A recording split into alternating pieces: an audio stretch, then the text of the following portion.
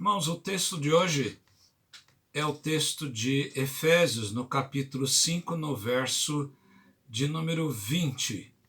Nós vamos falar um pouco sobre gratidão na quarentena, um tema bem assim oportuno para a época que nós estamos vivendo.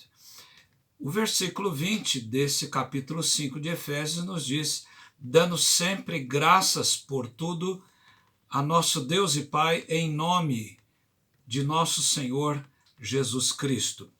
Lin Yun-Tang usou certa feita uma frase lapidar que nunca deixou meu coração. Ele disse certa feita: quando beberes a água, pensa na fonte. Ora, se Deus é a fonte de todas as dádivas, devemos olhar para Ele com gratidão, com adoração e com louvor. De fato, precisamos perceber que Deus nos concede todas as boas dádivas e também as provações da vida. Jó, por exemplo, chama a atenção da sua mulher, que não aparece nem o nome no livro, num dado momento da vida do patriarca, quando ele tem perdas imensas que o casal sofria, a família sofria, isto é, 10 filhos, o que não é pouco, perder um já é difícil, que dera 10. Todos os seus bens são perdidos e agora ele tem um câncer de pele que ele é obrigado a raspar com um caco de telha. Então a sua mulher, diz o capítulo 2 de Jó, nos versos de número 9 e 10. Então sua mulher lhe disse: ainda conservas a tua integridade? Amaldiçoa a Deus e morre. Mas ele lhe respondeu: falas como qualquer doida. Temos recebido o bem de Deus e não receberíamos também o mal? Em tudo isto não pecou Jó com os seus lábios. Quando nós olhamos este exemplo, na verdade, nós não somos muito diferentes da mulher de Jó. Quando nós não conhecemos o outro lado e a outra cena que se apresenta e o final da história, como ele vai ter o seu desenlace, muitas vezes nos desesperamos e fazemos um juízo de valor contra aquilo que o próprio Deus já prescreveu na sua vontade boa, agradável e perfeita. E quando eu começo a pensar nesses textos que nos mostram como Deus agia na vida daquele servo de Deus, nós podemos perceber como Paulo também estava se portando. Essa é uma das epístolas que Paulo escreve quando está numa prisão domiciliar lá na cidade de Roma.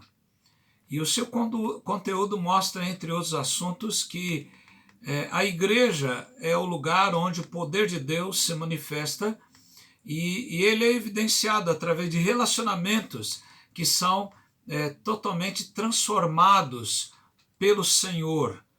E o tema de Efésios possivelmente seja como o cristão deve andar, ou como aquele que é fiel de Deus deve andar.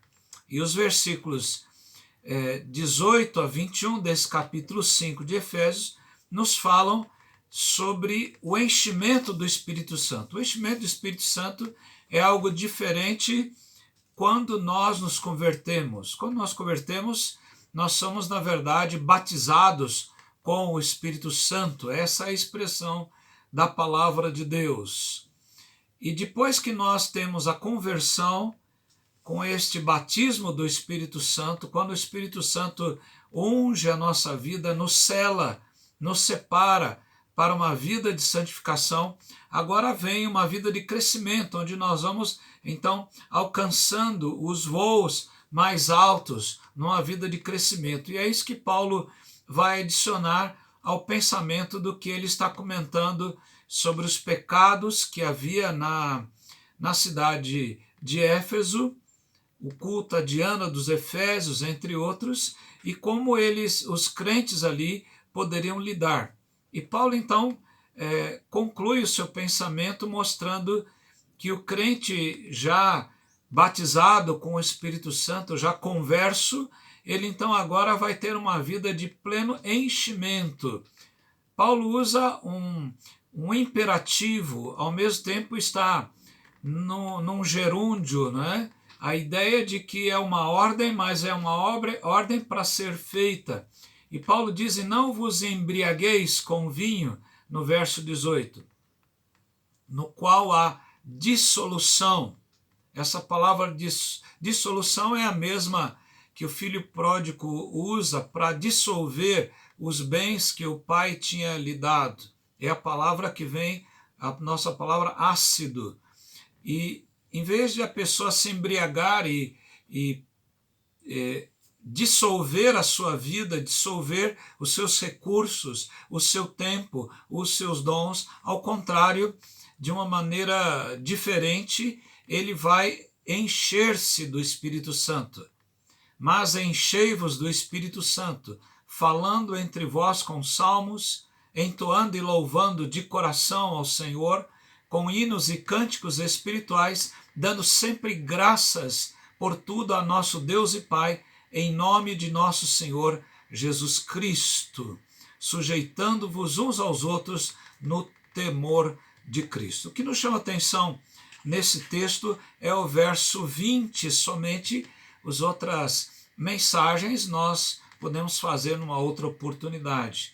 Mas, do ponto de vista de Paulo, nós temos que estar tendo uma atitude como aqueles que são já transformados, estão caminhando numa vida de santificação, estão então tendo uma atitude para com Deus e para com as pessoas à sua volta e para consigo mesmo, de forma que agora as pessoas estão trabalhando, dando sempre graças por tudo ao nosso Deus e Pai, em nome do Senhor Jesus. O que isso significa? Pelo menos 4 princípios estão aqui muito claros. Primeiro, gratidão do ponto de vista da Escritura é uma atitude contínua. Ele está dizendo aqui, dando sempre graças. Então, significa que isso se torna um hábito, uma prática, uma virtude, é algo que nós já colocamos na nossa maneira de agir diariamente. Aquilo se tornou já algo habitual. Agradecer não é somente um culto de gratidão, somente um momento gratulatório, mas é exatamente um princípio de vida. É exatamente algo que se torna a prática e a virtude do nosso coração. Em segundo lugar, é uma característica peculiar e singular. Ela envolve coisas boas, como também coisas ruins. Ele está dizendo em tudo, dando sempre graças por tudo ao nosso Deus e Pai. Então, a ideia é de darmos graças por tudo, não somente sempre, dando sempre graças, mas dar graças por tudo. Isso envolve coisas boas e coisas ruins. Como Jó diz à sua mulher, Deus não nos deu coisas boas, como nós não nos colocaríamos diante dele em adoração, quando ele também nos dá coisas ruins para passarmos, provações, lutas, necessidades. Então, isso nos leva a pensar como Paulo aprendeu isso. Paulo aprendeu a agradecer por tudo.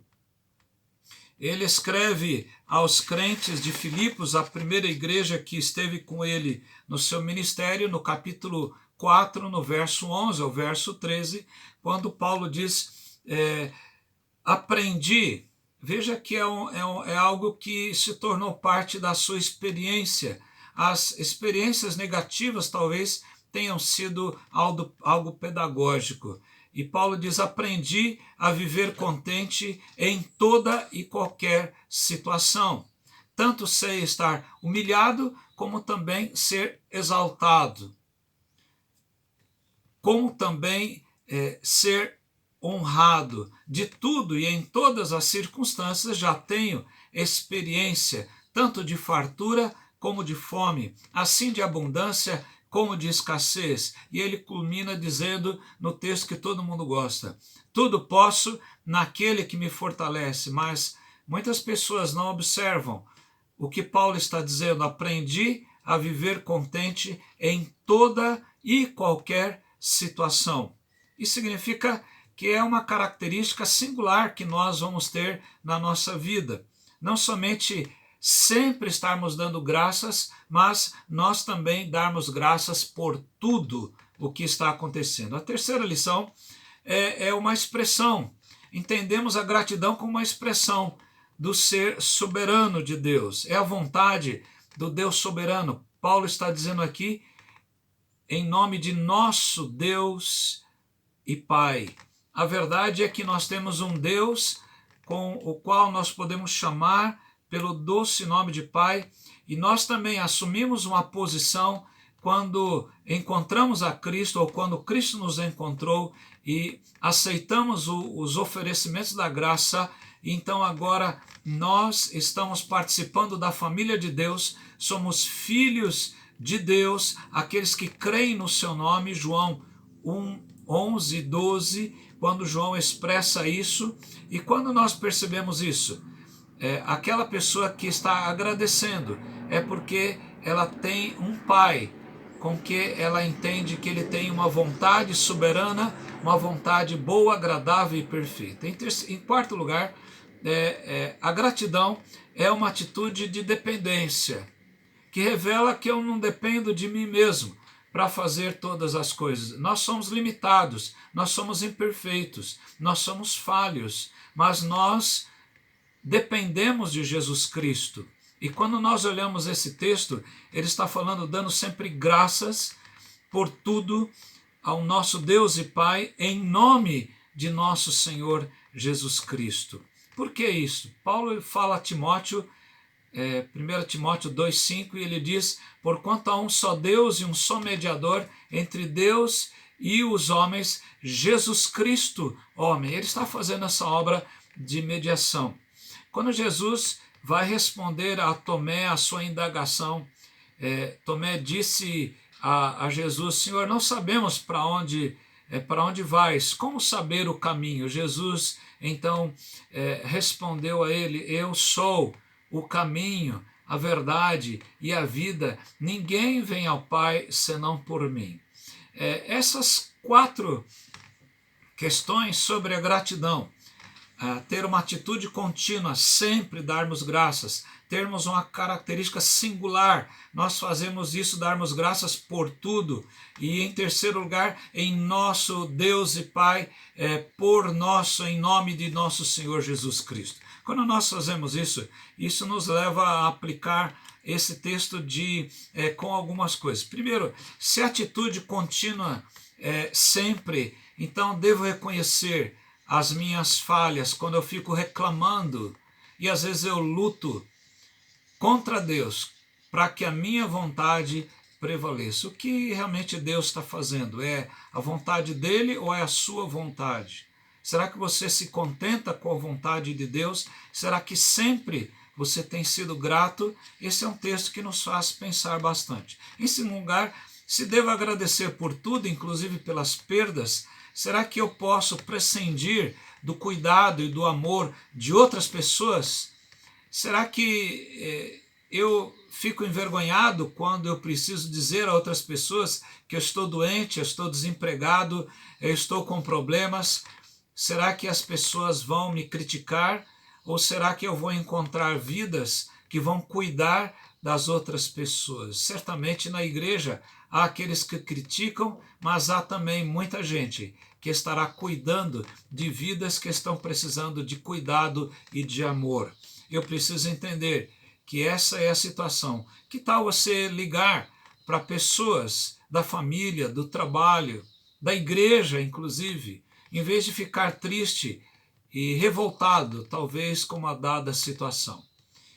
Em terceiro lugar, se Deus é soberano no seu agir e é chamado aqui de nosso Deus e Pai, por que eu tento controlar as situações como se tudo dependesse de mim? Se Deus é soberano, por que eu tento controlar tudo e todas as pessoas? Então, comece a perceber que você não tem controle de nada. Deus tem o controle total, a não ser aquilo que Deus tem te dado como mordomo para você fazer. Em quarto lugar, se eu se tenho que ter uma atitude dependente de Cristo, como seria essa atitude? Paulo diz, tudo posso naquele Jesus que me fortalece. Será que nossas atitudes, os nossos planos, os nossos desejos estão dependentes de Cristo? Vamos orar, vamos agradecer pelos 50 anos da nossa igreja, da sua organização eclesiástica, agradecer também a vida de cada irmão do passado que passou por esta igreja, irmãos que estão em outras igrejas, irmãos que ainda estão batalhando diligentemente pela fé evangélica neste local. Nós vamos certamente fazer uma boa comemoração quando sairmos desta quarentena, mas podemos agradecer ao Senhor na quarentena, podemos louvar o nome dele pela vida de cada irmão, pela vida da Igreja Presbiteriana de Vila Monte Alegre. Que Deus abençoe, que Deus faça com que os seus planos sejam planos que sejam realizados, que o Senhor abençoe essa igreja, a faça crescer conforme a sua vontade boa, agradável e perfeita. Vamos orar, irmãos. Pai querido, abençoa a igreja que não é nossa, mas a igreja que é tua. A igreja que é diferente do templo, da casa onde nos reunimos para adorar. Por isso, ó Deus, abençoa cada irmão no recôndito, cada irmã no recôndito do seu lar. Nesta hora, ó Deus de quarentena, que o Senhor dê um espírito de gratidão ao Senhor, mesmo não entendendo a situação, mas passando talvez lutas, talvez alguma dificuldade, mas em tudo nós entregamos a vida de cada irmão nas tuas mãos. Opera nessas vidas, faz, ó Deus, um milagre, de forma que vejamos o Senhor trabalhando e possamos agradecer por tudo que o Senhor tem nos dado, agradecer sempre, agradecer ao Pai, ao Deus e Pai, o Deus soberano, e agradecer também em nome de Jesus Cristo. E é nesse nome que oramos e agradecemos nessa hora. Amém.